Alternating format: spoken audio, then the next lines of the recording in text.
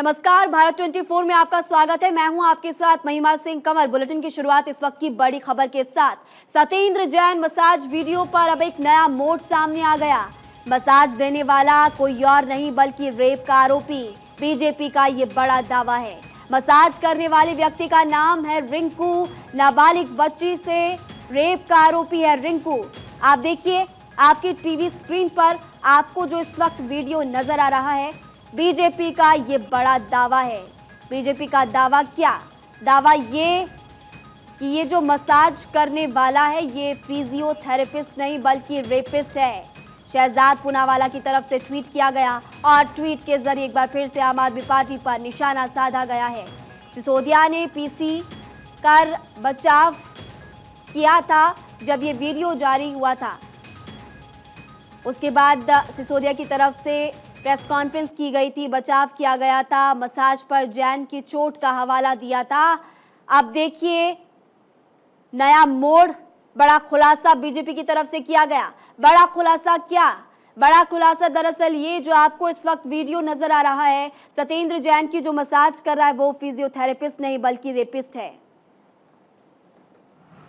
जिसको फिजियोथेरेपिस्ट बता रहे थे अरविंद केजरीवाल, मनीष सिसोदिया, वो फिजियोथेरेपिस्ट नहीं, वो रेपिस्ट है। वो एक ऐसा व्यक्ति है जो तिहाड़ में पॉक्सो एक्ट के तहत और 376 आईपीसी के तहत रेप के मामले के तहत एक अक्यूज्ड है, एक उसके ऊपर गंभीर आरोप है। और ऐसे व्यक्ति से मालिश करवाने को अरविंद केजरीवाल, मनीष सिसोदिया कह रहे थे ये फिजियोथेरेपी है। इंडियन एसोसिएशन ऑफ फिजियोथेरेपी ने पहले ही बताया था कि ये कोई फिजियोथेरेपी नहीं, ये तो तेल से की जा रही मालिश चंपी है, सिर की, पैर की। मतलब कि सत्येंद्र जैन जो 5 महीने से जेल में, जिनको बेल नहीं मिली, जिनको राहत नहीं मिली, उनको वीवीआईपी मालिश दे रहे थे। वो भी रेप अक्यूज जो लोग हैं, बच्चों के रेप में अक्यूज लोग, उनसे मालिश दिलवा रहे थे। तो देखिए ये बड़ा दावा बीजेपी की तरफ से किया गया और ट्वीट हमने कुछ देर पहले आपको दिखाया था। ये देखिए यही वो ट्वीट किया गया है शहजाद पूनावाला की तरफ से और साफ तौर पर इसमें लिखा गया कि तिहाड़ थाईलैंड बन चुका है। देखिए वहां पर लिखा हुआ है कि अब आम आदमी पार्टी कैसे खुद को डिफेंड करेगी। हमारे संवाददाता आनंद इस खबर पर ज्यादा जानकारी देने के लिए जुड़ चुके हैं लाइव। आनंद देखिए लगातार बीजेपी हमलावर है। अब ट्वीट के जरिए शहजाद पूनावाला की तरफ से ये लिखा गया कि तिहाड़ अब थाईलैंड बन चुका है। जी बिल्कुल, आपने सही कहा। लगातार बीजेपी इसको लेकर आम आदमी पार्टी पर आरोप लगा रही है। जब से सत्येंद्र जैन का सीसीटीवी सामने आया है, जहां पे डॉक्टर्स लेके तमाम फिजियोथेरेपी के लोग बता रहे हैं कि ये मसाज या चंपी थी, लेकिन लगातार आम आदमी पार्टी वाले इसको फिजियोथेरेपी बता रहे थे। तब से ही लगातार भारत 24 आपका चैनल सबसे पहले आपको दिखा रहा है कि थेरेपी और चंपी में दोनों में अंतर होता। लगातार हमने डॉक्टरों से बात की, उनकी बाइट्स चलाई, उनको दिखाया आप लोगों को। तो अब आज उस चीज पे ये चीज क्लियर होती जा रही है धीरे धीरे कि ये फिजियोथेरेपी नहीं चंपी थी। और उसके बाद ये जो सबसे बड़ा अपडेट इस मामले में ये निकल के आया है कि जो ये चंपी कर रहा था, ये इसका नाम रिंकू है, जो कि पॉस्को एक्ट या कहें नाबालिग के साथ जबरदस्ती सेक्सुअल अफेंस के तहत बंद है, उससे मसाज करा रहा था। उसके साथ साथ इसके ऊपर कई और संगीन धारा जिसमें 504, 506 या कहें जान से मारने की धमकी तक के तमाम संगीन आरोप दर्ज है उससे। ये मंत्री चंपी करा रहे थे। जिसके बाद एक सवाल उठता है कि क्या, जैसे कि बीजेपी ने भी उठाया है कि तिहाड़ को इन सब ने मिलकर एक थाईलैंड बना दिया है क्या? जी आपने बिल्कुल सही कहा। अब देखने वाली बात आनंद ये भी होगी कि केजरीवाल की तरफ से या फिर आम आदमी पार्टी की तरफ से क्या बयान सामने आता है, क्योंकि उनकी तरफ से ये भी निशाना साधा गया कि करप्शन थेरेपी को डिफेंड करना आप रोकिए। जी आपने बिल्कुल सही कहा। आम आदमी पार्टी का एक वे ऑफ कल्चर है, जब वो काम करती है लगातार, कई बार पहले भी देखा गया है, वो आरोप लगाती है, आरोप लगाने के बाद भाग जाती है, जिसको लेकर बीजेपी लगातार उस पर हमलावर है। कि जिसके जब ये विजुअल सामने आए या सीसीटीवी सामने आए तो मनीष सिसोदिया खुद आए थे, उन्होंने इसको डिफेंड किया था और बताया था कि सत्येंद्र जैन को चोट लगी है जिसके चलते उनको फिजियोथेरेपी दी जा रही है। लेकिन जैसे जैसे चीजें खुलती जा रही हैं तो पता साफ लग रहा है कि ये रिंकू है जो खुद एक पॉस्को के तहत बंद था और वो चमकी दे रहा था या कहें मसाज दे रहा था। जिसके बाद मनीष सिसोदिया पर भी सवाल उठते हैं कि क्या तुमने ये बिना जांच पड़ताल के ही पीसी कर दी और जिसके बाद लोगों को गुमराह किया है। तो ये देखने वाली बात होगी अब इसके आगे आम आदमी पार्टी क्या करती है और कितनी देर में प्रेस कॉन्फ्रेंस करती है। आम आदमी पार्टी का काम करने का एक सलीका है। अभी कुछ देर में हो सकता है, हम लगातार आम आदमी पार्टी के नेताओं से बात कर रहे हैं, तो कुछ देर में प्रेस कॉन्फ्रेंस होगी तो ठीक है। उसमें ये चीज क्लियर की जाएगी जी। कि रिंकू को लेकर कौन सा नेता कुछ ठीक देर है में क्या आनंद, आप फिलहाल करता है। हमारे साथ बने रहिए क्योंकि तेजेंद्र बग्गा बीजेपी नेता इस वक्त हमारे साथ जुड़ चुके हैं। तेजेंद्र बग्गा जी, आपका भारत 24 पे बहुत बहुत स्वागत। देखिए, हाल ही में बीजेपी की तरफ से एक और ट्वीट किया गया। शहजाद पुलावाला ने ये बड़ा दावा किया है कि ये फिजियोथेरेपिस्ट नहीं बल्कि रेपिस्ट था जो कि मंत्री जी की मसाज कर रहा था। देखिए, ये तो पूरे देश ने देख लिया है और ये तो भारतीय जनता पार्टी पिछले कई दिन से कह रही थी। उस समय अरविंद केजरीवाल का मुंह बंद था, मनीष सिसोदिया का मुंह बंद था। ये तो 3 दिन पहले जब मीडिया ने वो वीडियो दिखाए तो उसको डिफेंड करने के लिए 2 घंटे के अंदर, पहले देखिए 2 घंटे तक बिल्कुल चुप्पी साधी रही। 2-3 घंटे के अंदर फर्जी डॉक्यूमेंट बनाए गए। उस डॉक्टर के फर्जी डॉक्यूमेंट बनाए गए कि इनको फिजियोथेरेपी की जरूरत थी। आप सोचिए कि एक झूठ को छुपाने के लिए कहा जाता है 100 झूठ बोले जाते हैं। उस वीडियो को छुपाने के लिए 2 घंटे के अंदर अंदर फर्जी डॉक्टर के डॉक्यूमेंट भी बना लिए गए और उसमें यह लिखा गया कि फिजियोथेरेपी की जरूरत है। आज जब ये खुलासा हुआ है कि वो एक रेप का आरोपी था, मुझे लगता है आज मनीष सिसोदिया और अरविंद केजरीवाल, जो अपने आप को हरीश चंद्र की औलाद कहते हैं, सामने आके फिर बताना चाहिए कि कौन सी फिजियोथेरेपी एक बच्ची के रेप के आरोपी से ली जा रही थी और उस रेप के आरोपी के साथ सतेंद्र जैन की क्या डील हुई थी कि तुम मुझे मसाज दो, उसके बदले क्या क्या सुविधाएं उस बच्ची के रेप के आरोपी को देने वाले थे, ये भी आज पता लगना चाहिए। बिल्कुल पता तो लगना ही चाहिए। लेकिन जब ये वीडियो बीजेपी की तरफ से जारी किया गया था बग्गा साहब, तब आपने भी देखा होगा कि सिसोदिया की तरफ से ये आरोप बीजेपी पर लगाया गया था कि आप पूरे मसले पर बस राजनीति ही करते हैं, सिर्फ राजनीति करते हैं, बीमार व्यक्ति के बारे में आपने नहीं सोचा। नहीं, ये तो आज खुलासा हो गया ना, वो कितने बीमार थे और कौन सी फिजियोथेरेपी हो रही थी और कौन सा डॉक्टर फिजियोथेरेपी दे रहा था, ये तो सब सामने आ गया है सब। आप भारतीय जनता पार्टी की बात पे विश्वास मत करिए, क्योंकि देखिए हम उनके विपक्ष की पार्टी है। जो कैमरे के ऊपर है उस पर तो आपको विश्वास करना पड़ेगा, जो तिहाड़ जेल के ऑफिशियल्स कह रहे हैं उस पर तो आपको विश्वास करना पड़ेगा, जो सीसीटीवी की फुटेज कह रही है उस पर तो आपको विश्वास करना पड़ेगा, जो वहां पे गद्देदार बेड वीडियो में दिख रहा है उस पर तो आपको विश्वास करना पड़ेगा, जो अब बिस्लरी का मिनरल वाटर दिख रहा है उस पर तो आपको विश्वास करना पड़ेगा। तो अब भारतीय जनता पार्टी की बात पे विश्वास ना करिए, जो कैमरे के सामने आपकी आंखें दिख रही है उससे कैसे आप इनकार कर सकते हैं। ठीक है, आपका जुड़ने के लिए बहुत बहुत शुक्रिया। तेजेंद्र बग्गा हमारे साथ जुड़े हुए थे, भारतीय जनता पार्टी के नेता। और एक बार फिर से आम आदमी पार्टी पर हमलावर वो नजर आए। वहीं अलका लांबा की बात की जाए, कांग्रेस पार्टी भी अब इस पूरे मसले में कूद पड़ी है।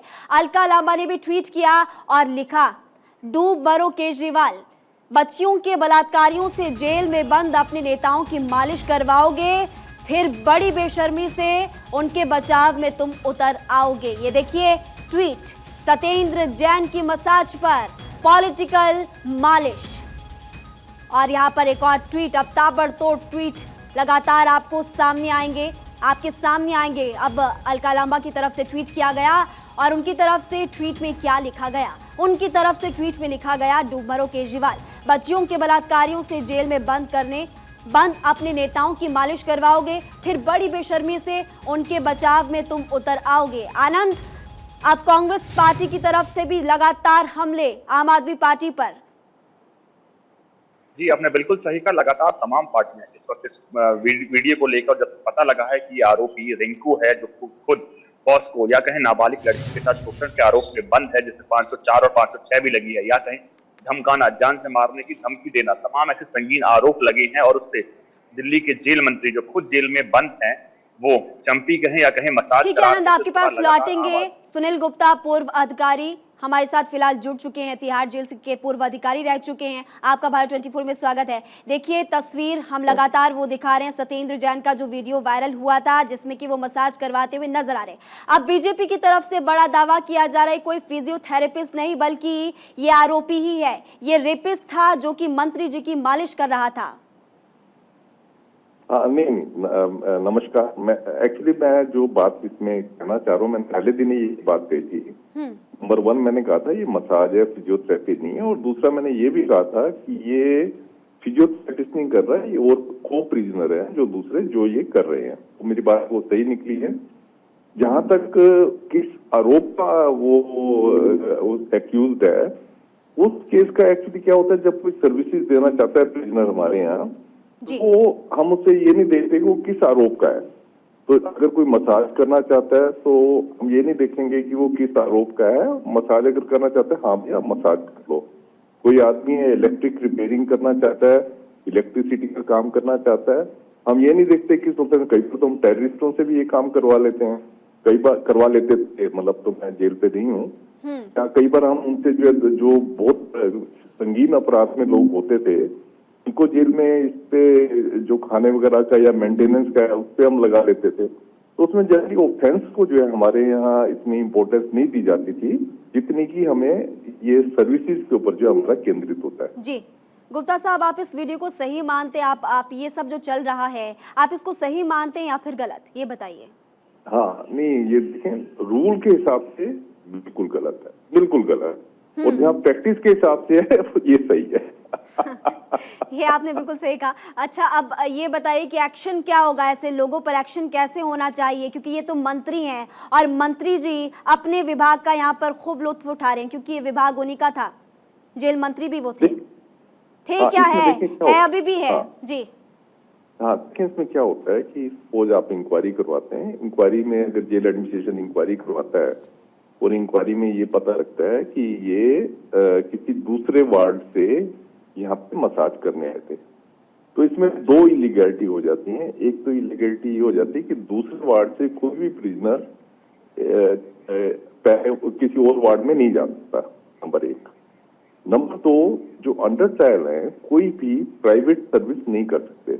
अगर अंडर ट्रायल लिख के देता है कि वो कोई काम करना चाहता है, सरकारी काम करना चाहता है, तो आप उसको अलाउ कर सकते हैं, ये जेल मैनुअल कहता है। कोई भी अंडर ट्रायल कहता है कि वो सरकारी खाना बनाना चाहता है, गार्डनिंग करना चाहता है या लिखत पढ़त का काम करना चाहता है, तो आप उससे करवा सकते हैं, पर उससे आप लिखवा के ले लेंगे कि वो ये काम करना चाहता है। ठीक है, बट ऐसा है कि एक्शन इन पर होना चाहिए, क्योंकि इस तरह से तिहाड़ जेल के प्रशासन पर भी लगातार सवाल उठते जा रहे हैं। आपका बहुत बहुत शुक्रिया बातचीत करने के लिए। आनंद भी हमारे साथ जुड़े हुए थे, आपका भी शुक्रिया। अब आपको इस वक्त की बड़ी खबर बता दें, दिल्ली से श्रद्धा हत्याकांड से जुड़ी हुई ये बड़ी खबर है। आरोपी आफ्ताब की रिमांड बढ़ी, आफ्ताब की रिमांड 4 दिन और बढ़ चुकी है। साकेत कोर्ट ने आफ्ताब की रिमांड को बढ़ा दिया। पहले 5 दिन की रिमांड थी, आज 5 दिन की रिमांड चूंकि खत्म हो रही थी। अब देखिए इस पूरे मामले को लेकर बड़ा अपडेट सामने आ गया। श्रद्धा हत्याकांड से जुड़ी हुई ये बड़ी खबर आपकी टीवी स्क्रीन पर है। आरोपी आफ्ताब की रिमांड को और बढ़ा दिया। आफ्ताब की रिमांड 4 दिन तक और बढ़ाई है, पहले 5 दिन बढ़ाई थी, अब फिर से चूंकि उसकी आज रिमांड खत्म हो रही थी, अब 4 दिन आरोपी आफ्ताब की रिमांड को बढ़ाने का फैसला किया। साकेत कोर्ट ने आफ्ताब की रिमांड बढ़ाई है। सुमित कुमार इस खबर पर विस्तार से जानकारी देंगे। सुमित, आफ्ताब की रिमांड अब 4 दिन तक बढ़ा दी है। इसके अलावा चूंकि ये बात भी की जा रही थी कि पॉलीग्राफी टेस्ट को लेकर भी इजाजत मांगी जाएगी, इसका कोई अपडेट? जी बिल्कुल, देखिए आज बेहद स्पेशल सुनवाई हुई है इस पूरे मामले में।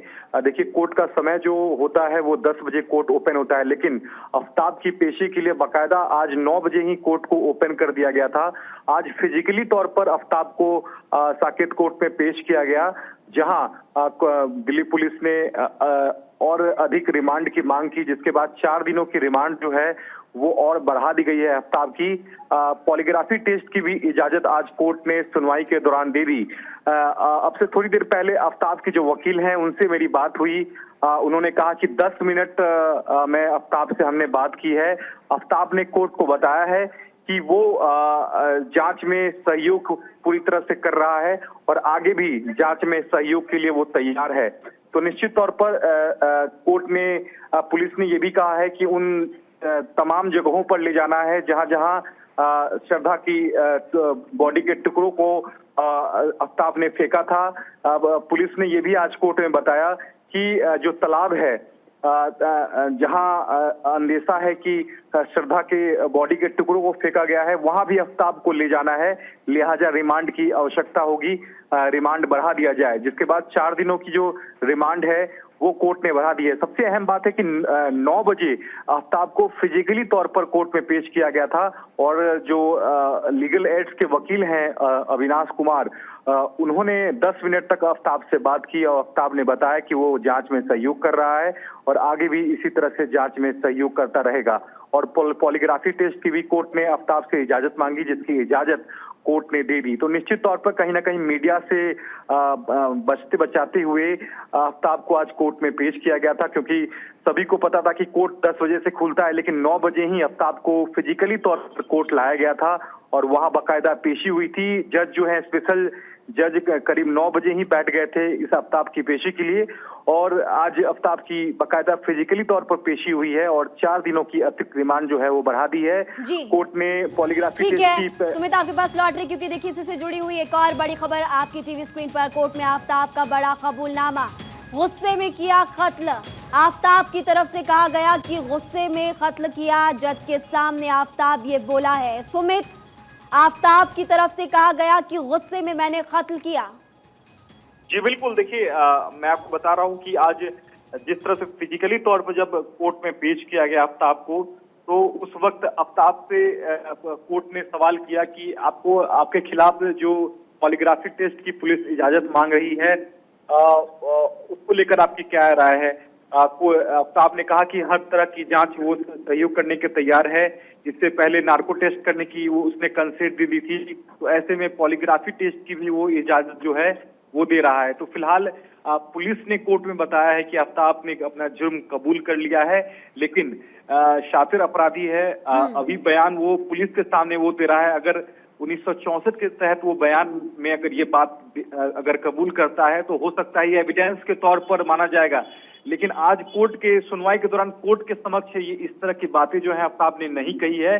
पुलिस को जांच में इसने बताया है कि उसने गुस्से में श्रद्धा का मर्डर किया था और यही बात दिल्ली पुलिस ने कोर्ट के समक्ष आज बताई है। और आज जिस तरह से रिमांड बढ़ाने की जो मांग की गई थी दिल्ली पुलिस की ओर से, वो दिल्ली पुलिस ने कहा था कि वो उन तालाबों तक दिल्ली पुलिस को जाना है आफ्ताब को लेकर जहां शव के टुकड़े फेंकने का अंदेशा दिल्ली पुलिस को है।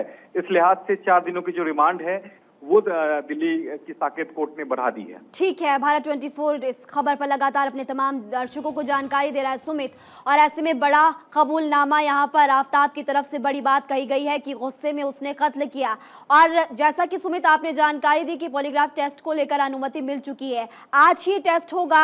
आज होगा तो कितने बजे के करीब हो सकता है?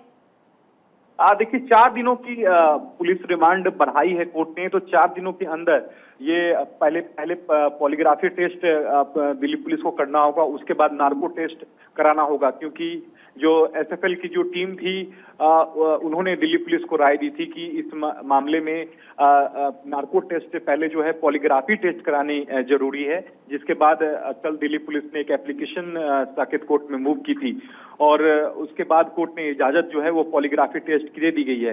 तो पॉलीग्राफी टेस्ट कराया जाएगा 4 दिनों के अंदर, उसके बाद नार्को टेस्ट कराया जाएगा और 4 दिनों के बाद फिर दिल्ली की साकेत कोर्ट में एक बार फिर से आफ्ताब की पेशी होगी। तो निश्चित तौर पर काफी अजीबोगरीब आज एक तरह से दिल्ली पुलिस ने साकेत कोर्ट में आफ्ताब को पेश किया है। स्पेशल बाकायदा हियरिंग हुई है इस पूरे मामले को लेकर।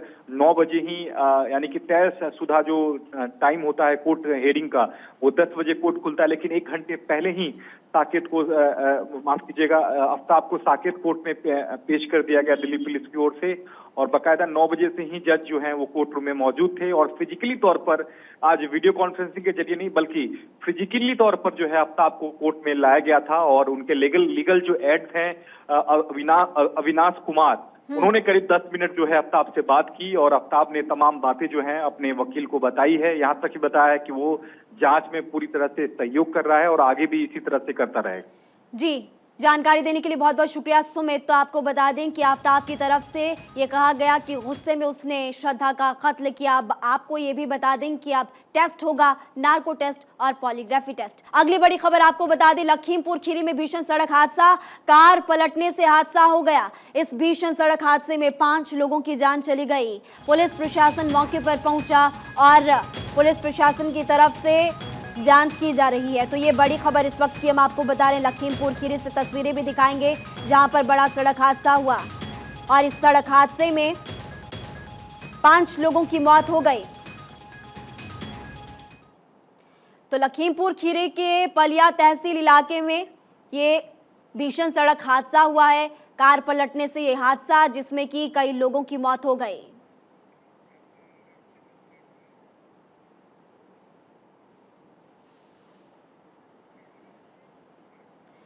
अब खबर यूपी से। यूपी में 3 सीनियर आईएएस अफसरों का तबादला। कमिश्नर रैंक के आईएएस अफसरों का तबादला हुआ। आईएएस योगेश्वर राम मिश्रा बस्ती के नए कमिश्नर बने। इसके अलावा आईएएस योगेश्वर राम मिश्रा मिर्जापुर से बस्ती कमिश्नर बने हैं। और तीसरे आईएएस डॉक्टर मुथुक कुमार स्वामी बी मिर्जापुर ने प्रभारी कमिश्नर के पद पर कार्यभार संभाला। आईएएस डॉक्टर मुथुक कुमार स्वामी का एमडी मेडिकल सप्लाई से तबादला हुआ है। आईएएस गोविंद राजू एनएस का बस्ती कमिश्नर पद से तबादला। उधर IAS Govind Raju NS inter state deputation पर जा रहे और बेंगलुरु इसरो जा रहे हैं आईएएस गोविंद राजू एनएस। तो 3 आईएएस अफसरों का तबादला।